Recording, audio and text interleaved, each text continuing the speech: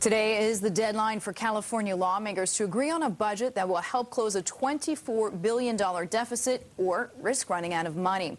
We're going to take you right now to Washington. We are joined by California Congressman John Campbell, a Republican on the Joint Economic Committee and a member of the California State Legislature from 2001 through 2005. Also joining us is Bloomberg's own Peter Cook. Congressman, we'd like to welcome you. Thanks for joining us. Now, you served, as we just referenced here, as a member of the CA Legislature, 2001, 2005.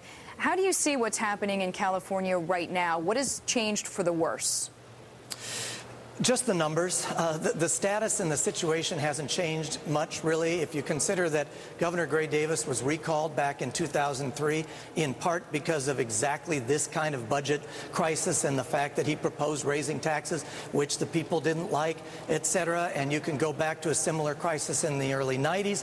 And whenever there has been a drop-off in the economy, dot-com bust, 9/11, or the current economic recession, and revenues drop off, California is increasingly spending, which just seems to increase without end, gets them in trouble. So really the circumstances aren't that different. It's just that the dollars this time are that much larger because we never fixed any of the previous ones. They just kept essentially shoving the problem off into the future. Congressman, it's Peter Cook here in Washington. What do you make of this deadline today for the legislature to get something approved? The governor set this deadline up, and now every indication is the legislature is quite likely not going to meet it. Yeah, Peter, this deadline, the June 15th deadline, is actually a constitutional deadline, but it is hard. I don't think it's been met this June 15th, maybe once in the last 25 years or something. It's hardly ever met. This isn't the real deadline.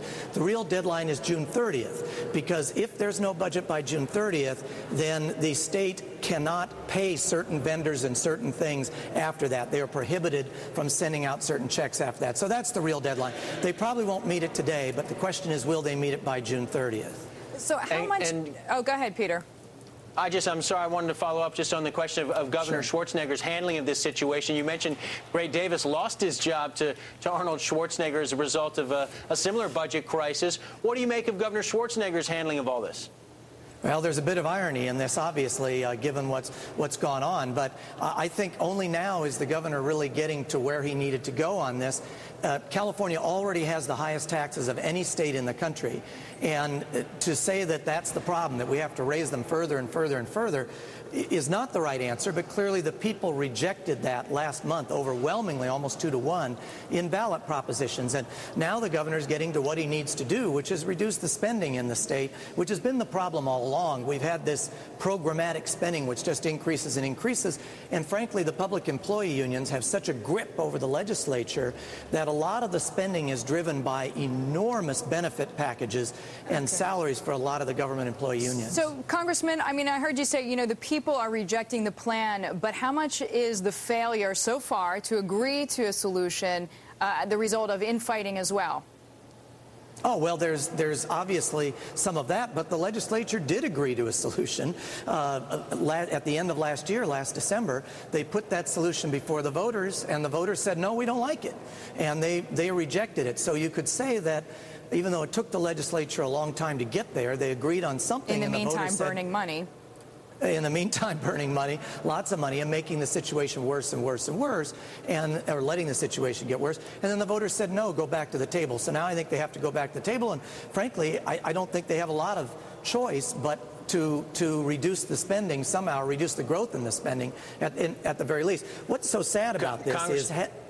Yeah, go ahead, Peter. I'm just going to say... Let me just jump in quickly. I'm sorry about those in California looking to Washington for help, turning to the Obama administration saying, give us a financial lifeline right now.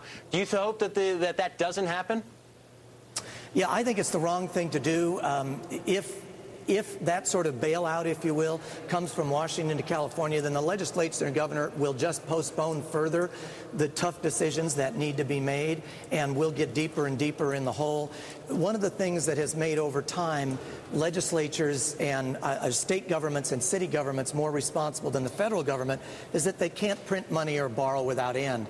If there's this bailout comes, you'll essentially allow the state of California to print money or borrow without end, with proxy from the federal government. And I think that's the wrong thing to do. Plus, the federal government has to borrow a heck of a lot of money all on its own. Congressman, yes. I have to let you finish your thought, but leave it there.